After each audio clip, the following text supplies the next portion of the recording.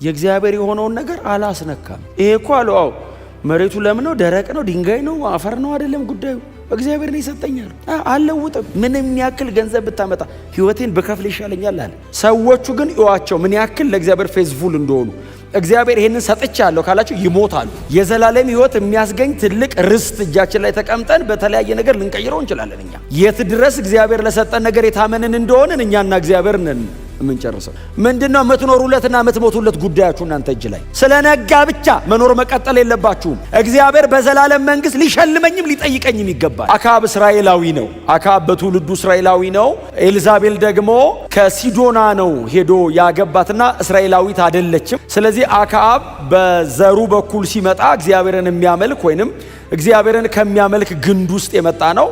ኤልዛቤል ደግሞ እግዚአብሔርን ከማያውቀው በሲዶና ካለ በዓልን ከሚያመልክ ጣዖታትን ከሚከተል ቤተሰብ አካባቢ የመጣች አይነት ሰው ናትና ሄዶ ኤልዛቤልን አገባ ይላል። ይዟት መጣ።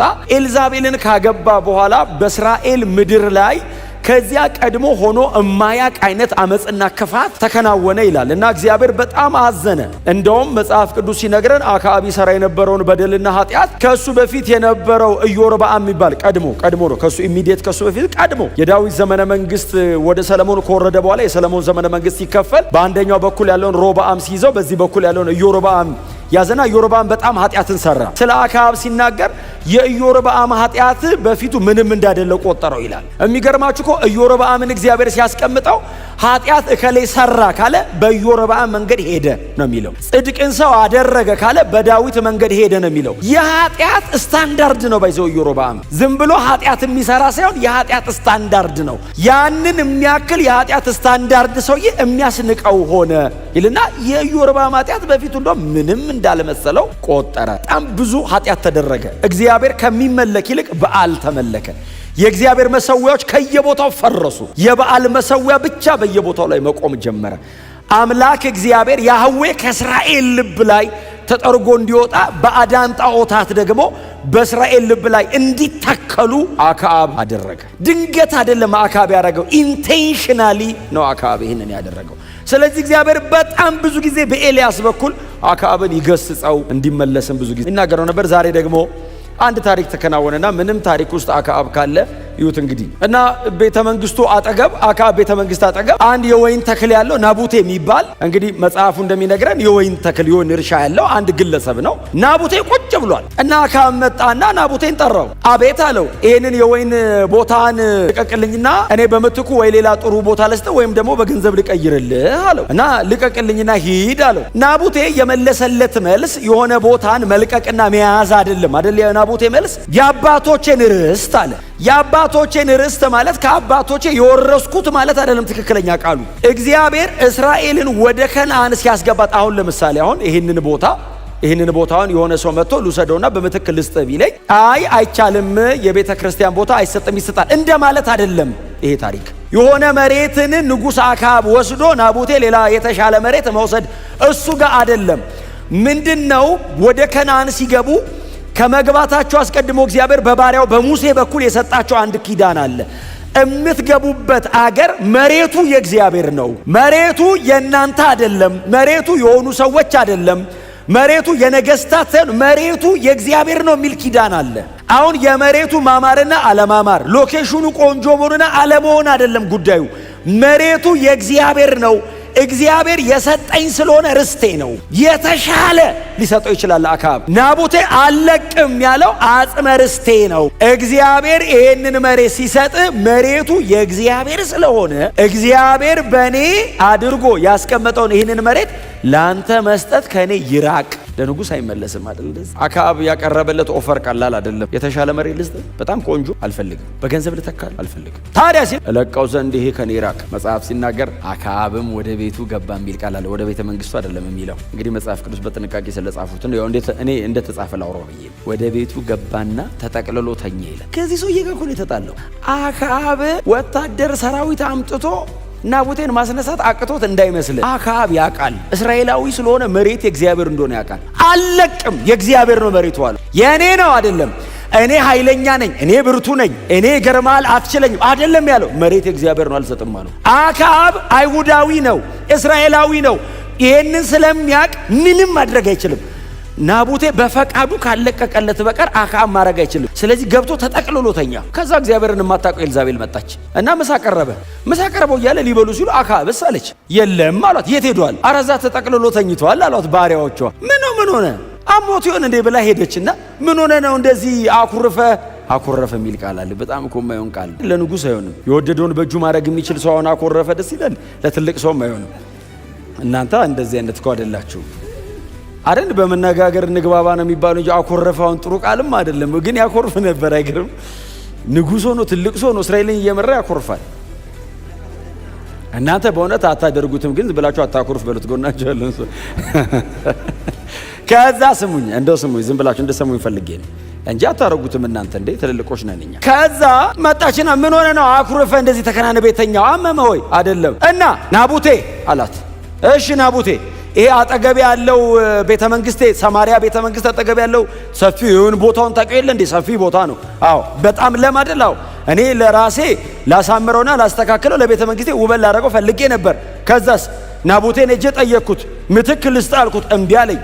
በገንዘብ ልቀይርልህ አልኩት እምቢ አለኝ። ልቀቅልኝ አልኩት እምቢ አለኝ። ሶስት ነው ኦፕሽኑ። ልቀቅልኝ አንድ፣ አልለቅልህም።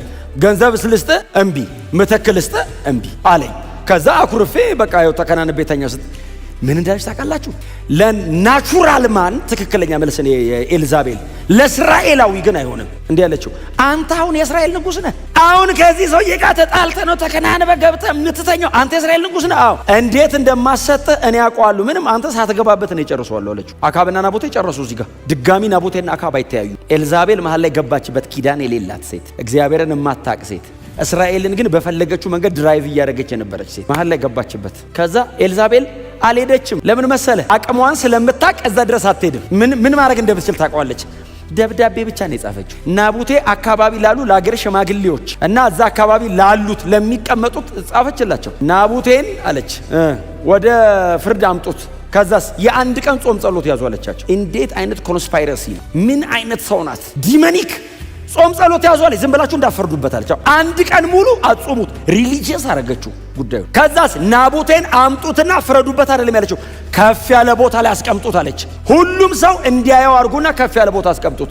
እሺ ከዛስ ምን እናርገው ሲሏት፣ እግዚአብሔርንም ንጉሥንም ሰድበዋል በሉና ሁለት የሐሰት ምስክር አቁሙበት አለች። ከዛስ አስወግሩት፣ በድንጋይ ይገደል። በቃ ኬዝ ክሎዝድ። ከዚህ በኋላ እምሰማው ናቡቴ የሚባል ሰውዬ ተገሎ ተቀብሯል፣ ኑና በቃ ይሄን ነገር ውሰዱልኝ የሚል ነገር ነው የምፈልገው አለች። መጽሐፍ ሲናገር የሀገር ሽማግሌዎቹ ደብዳቤው እጃቸው ላይ እንደደረሰ በአካባቢው በሙሉ የአንድ ቀን ጾም ጸሎት አወጁ። ናቡቴ ማምለጥ አይችልም። ጾም ጸሎት ታወጀ። አብሮ ይጾማል ናቡቴ። ምንድነው ጉዳዩ ብሎ አንተ አንዳንድ ጉዳይ እኮ እግዚአብሔር የሌለበት አይመስልም። አሁን እግዚአብሔር እያየ እኮ አይመስልም። የአንድ ቀን ጾም ጸሎት ታውጆ አንድ ቀን ሙሉ ተጾመ፣ ተጸለየ፣ ተባለ። ምንድነው ጉዳዩ ሲባል እግዚአብሔርና ንጉሥን የሰደበ ሰው አለ እና እርግማን ላያችን ላይ እንዳያመጣብን ኑ ንስሐ እንግባ። ከዛ በሚቀጥለው ቀን ተቀመጡ። ናቡቴ ተጠራ፣ ና ተባለ። የወይን ቦታ አለ፣ ምንድነው አልሰጥም ያልከው አሉት። ይሞታል እንጂ አቋም አይቀይርም። እንደሱ አይደል አክዓብ ያለው? አጽመ ርስቴን አንተ ከምትወስደው ሞት ይሻለኛል። የእግዚአብሔር የሆነውን ነገር አላስነካም። ይሄ እኮ አለው አዎ መሬቱ ለም ነው፣ ደረቅ ነው፣ ድንጋይ ነው፣ አፈር ነው አይደለም ጉዳዩ። እግዚአብሔር ነው ይሰጠኛል፣ አልለውጥም። ምንም ያክል ገንዘብ ብታመጣ ህይወቴን ብከፍል ይሻለኛል አለ። እውነቴን ነው የምላቸው። አሁን ዘንድሮ ህይወት የምንከፍልለት ነገር እሱ አይደለም። እኔ ልነግራቸው የፈለኩት ሌላ ነገር ነው። ሰዎቹ ግን እዩዋቸው ምን ያክል ለእግዚአብሔር ፌዝፉል እንደሆኑ። እግዚአብሔር ይሄንን ሰጥቻለሁ ካላቸው ይሞታሉ። የዘላለም ህይወት የሚያስገኝ ትልቅ ርስት እጃችን ላይ ተቀምጠን በተለያየ ነገር ልንቀይረው እንችላለን። እኛ የት ድረስ እግዚአብሔር ለሰጠን ነገር የታመንን እንደሆንን እኛና እግዚአብሔር ነን የምንጨርሰው። ናቡቴ ግን ይዩት የተሻለ ኖ። ከዛ ቆሙት። ናቡቴ ቆመ ከፍ ያለ ቦታ ላይ። ሊፈርዱበት ቁጭ አሉ። ሁለት የሐሰት ምስክር። እግዚአብሔር ያሳይህ አንተ የታሪኩ ባለቤት ሆነ ያልከውን እያወክ ሁለት የሐሰት ምስክር ቆሞ አይተናል ሰምተናል አሉ። ምን እግዚአብሔርን ሰደበ አሉ። ያህዌን እግዚአብሔርን ሰደበ ብላ ያጻፈችው በዓልን የምታመልክ ሴት ናት። እግዚአብሔር እንዳይመለክ ስሙን አንደኛ ነገሥት ምዕራፍ 18 እና 19 እናንተ አንብቡት። በተለይ ምዕራፍ 18 450 ትዝ ይላችኋል።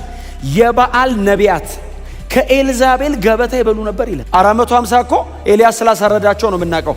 ተጨማሪ 400 የአጸድ ነቢያት አሉ። አንድ የእግዚአብሔር ነብይ የለም። አትፈልግም። ኤልያስ ያንን ነገር ሲያደርግ ሰማችና 400 ነቢያቶቹን ሲያሳርድ እንዴት አሳረደ ብላ ጠየቀች። እሳት ይውረድ ብለው እነሱ ለመኑ፣ የሚያወርድ ጠፋ አሏት። ያንቺ አምላክ በዓል አላወርዳለ፣ የኤልያስ አምላክ እሳት አወረደ አሏት። አንተ ኮንቪንስ አትደረግም እና የኤልያስ አምላክ እሳት ሲያወርድ ያንቺን ነቢያት ወስዶ አሳረዳቸው ሲሏት ነገ አንተን እንደዚህ ባላሳርድህ አለችው። ኮንቪንስ አይደረግም ልቧ ታውቃለህ። እግዚአብሔር መለሰ ብላ በጌታ አትሆንም። አይ የእግዚአብሔር አይደለችም። ኤልያስን ለማስገደል ምዕራፍ 19 መልእክተኛ ልካ ኤልያስ ብቻዬን ቀረው ብቻ እኮ አይደለም ያለው፣ አያሌ ነቢያት ተገደሉ አለ። ሲገደሉ አይቻለሁ ነበርኩ አለ ኤልያስ። አሳርደዋል፣ እኔ ነኝ የቀረሁት፣ የኔንም ነፍስ ይፈልጉታል አለ። እንደዚህ አይነት ሴት ናት ባይዘው እግዚአብሔር ተሰደበ የምትለው። ንጉሱንም ሰድበሃል፣ እግዚአብሔርንም ሰድበሃል አለ። አረን ያልተሰደበ ርስቴን ነው አልሰጥም ያልኩት፣ እግዚአብሔር የሰጠኝ ግን አልሰጥም ብያለሁ። ነበርና አይተናል አሉት። ለምን መሰለህ ድርቅ የሚሉት እንደዛ ካላሉ ሞቶ የነሱ ነው የሚሆነው። መሰከሩበት። መጽሐፍ ሲናገር የአካባቢው ሰው በሙሉ አስወጥቶ በድንጋይ ወገረው፣ ናቡቴን ገደሉት። ናቡቴ ተገሏል ብለው ለኤልዛቤል ሲነግሯት ኤልዛቤል መጣችና አካብ እንደዚህ ያለችው ናቡቴ ሞተዋል፣ ታዲያ ሂድና ወሰደው አለችው። ገንዘብም አትክፈል ምትክማት ምን አትል፣ ሂድና ወሰደው አለችው። ኤልያስ ወደ ናቡቴ እርሻ ወረደ። እንትና ማን ነው አካብ ወርዶ ሲል እግዚአብሔር መጣና ኤልያስ አለ። አካብን ባይዘው እንዳታረግ ቢለው አይሰማውማ፣ ጆሮ አይሰማው። ኤልያስ አለ አቤት። ሂድ ውረድ። የት ልሂድ? ናቡቴ እርሻ ሂድ። ቆል ኤልያስ ምንድነው ምን ልሰራ ሲለው አካብ ወርዷል፣ ናቡቴን አስገድለውታል፣ ደሙ ፈሷል መሬት ላይ፣ ሂድና ትንቢት ተናገር። ለአካብ ንገረው መልእክት። ኤልያስ ወርዶ መጣና አካብና ኤልያስ ተገናኙ። አካብ እንዳለው ታውቃለህ? ጠላቴ ሆይ አገኘኝ አለ። ኤልያስን እኮ ነው እንዲህ ሲተያዩ። አካብ እኮ መንግስት ነው፣ ንጉስ እኮ ነው። ኤልያስስ ምንም የሌለው ምድረ በዳ የሚኖር ጠፍር የሚታጠቅ አርጀት ያለ ሽማግሌ፣ ሲፈልግ እግዚአብሔር ዋሻ የሚያስቀምጠው ከወንዝ የሚጠጣ ቁራጧትና ማታ ቴካው የሚያመጣለት አንድ እኮ ስታይ ኦርዲኔሪ ኖርማል ሰው የኔ ኤልያስ። እግዚአብሔር ግን አብሮት አለ። ንጉሱ ሲያዩ እንደዚህ ያለው ጠላቴ ሆይ አለ። አዲስ ኪዳን ላይ እንደዚህ አይነት ሰው አታውቁ? መጥምቁ ዮሐንስ የሚባል የበረሃ ማር የሚበላ ጠፍር የሚታጠቅ ምናምን ይላል። ሄሮድስ ይፈራው ነበር የሚል ቃል አንብባችኋል? ሄሮድስ ፈራው ይልና ለምን ሲሉ ጻድቅ ነበረና የሚል ቃል አለ። እስቲ አሜን በሏ። ጽድቅ ነው ሰውዬው ያለው፣ ሌላ ነገር ምንም የለውም። የበረሃ ማር ነው የሚበላው። ምድረ በዳ የኖረ ሰውዬ ሲመጣስ ትፈራዋለህ። ለምን? ጻድቅ ነው። እግዚአብሔር አብሮት ነበርና ቤተ መንግስት ይፈራዋል። ንጉሥ ሄሮድስ እንደፈለገ መሆን አይችልም። ዮሐንስ ጋር ያከብረዋል፣ ይፈራዋል። ዮሐንስን ማን ያስገደለው? ሄሮዲያዳ ናት። ለምን? በፍጹም ይሄ መንገድ ትክክል አይደለም ብሎ ፊታቸው ቆመ። አንተ ሰው መመለስ ይሻላል ሰውየውን አስገድሎ መቀጠል። እንዴት አድርጋ እንደምታስገድለው ስታቅድ ኖረ ይችላል። እድል አገኘች አንድ ቀን። ሄሮድስ ልብሰ መንግስቱን ለብሶ ነገስታቶቹን በሙሉ ሰብስቦ ግብዣ ሲያደርግ ቆንጆ ድምፅ ያላት የምትዘፍን ልጅ አለቻት። በውጭና ዘፈኝ ተረኛ ነሽ አለቻት። በመሃል ያለ እስኬጁል ልክ ልጅቷ ወጣ ስትዘፍን ሄሮድስ ልቡ ቀለጠ። ነያላት አቤት አለችው። ለምኝኛ አላት። ታውቃለህ በሁሉ ፊት ከመንግስት የኩሌታ ድረስ ብጠይቅኝ እሰጥሻለሁ አላት። ልጅቷስ የልጅ አይደለ አሁን እሷ ብጠይቅ ምን እንደምጠይቀው ጥሩ አይነት ነገር ግዛልኝና ቆንጆ ልብስ ልጅ ነቻ። እናቷ ገዳ ምን ላርግ ስትላት የመጥምቁ ዮሐንስን ራስ በዩ። ልጅቷ ገብታ የመጥምቁ ዮሐንስን ጭንቅላት በሳህን አርገ ስጠኛለች። መጽሐፍ እንደዚህ ይላል። አዘነ ተከዘ ይልና በነገስታቱ ሁሉ ፊት ቃል ስለገባ ቃሉን ማጠፍ አልቻለም። እያዘነ እግዚአብሔር ዮሐንስ እንዳይገደል አይደለም ያደረገው። ናቡቴ ከተገደለ በኋላ ኤልያስ እንደተላከ ዮሐንስ ከሞተ በኋላ ኢየሱስ መጣ። ወዲያው ኢየሱስ መጣና ቆመ። ምን ልታዩ መጣችሁ አለ የተሰበሰበውን ህዝብ። ሐር የለበሰ ሰው ነው፣ ነብይ ነው፣ ከነብይም የሚበልጥ አለ። ማን ነው ሲሉት ከሴት ከተወለዱት መካከል ዮሐንስን የሚያክል የለም አለ። ዘጋው። ራይቸስ ሆኖ አቋም ሳይቀይር ነው የሞተው። ናቡቴ የያዘውን አልለቅም ብሎ ነው የሞተው። ምንድነው የምትኖሩለትና የምትሞቱለት ጉዳያችሁ እናንተ እጅ ላይ። ስለነጋ ብቻ መኖር መቀጠል የለባችሁም። እግዚአብሔር በዘላለም መንግስት ሊሸልመኝም ሊጠይቀኝም ይገባል። የሰጠኝ ነገር አለ። ለናቡቴ እግዚአብሔር ሰጥቶታል። አዎ ርስቱ የናቡቴ ብቻ ቢሆን እግዚአብሔር አይመጣም፣ የእግዚአብሔርም ነው። ስለዚህ ኤልያስ ሄደ፣ ተነስቶ ሄደ። ስለ አገር የሚናገር ሰው ስለ ግለሰብ ሊያወራ ሄደ። ጠላቴ ሆይ አገኘኝ ሲለው እኔ አይደለሁም ጠላት አለው፣ እጅግ ክፉ የሆነውን የአመፅ መንገድ መርጣልና አለው። ሁሌ አጌነስት የምትቆመው ከእግዚአብሔር ጋር ነው። እግዚአብሔር ነው የመጣብህ አለው። እንግዲያው ስማ አለው የእግዚአብሔርን ድምፅ። ናቡቴ እርሻ ላይ አቁሞ ኤልያስ እንደዚህ ብሎ ተናገረ። ከአክዓብ ቤት የመጨረሻው ትንሹ ልጅ አለው በመንገድ ላይ ይገደላል አለው። ካንተ ዘር የሚተርፍ የለም አለው። አይሆንም አለው። ለምን መሰለ? እግዚአብሔር ጀስት ነው። አየህ ያልዘራኸው አይበቅልም፣ የዘራው ግን አይቀርም።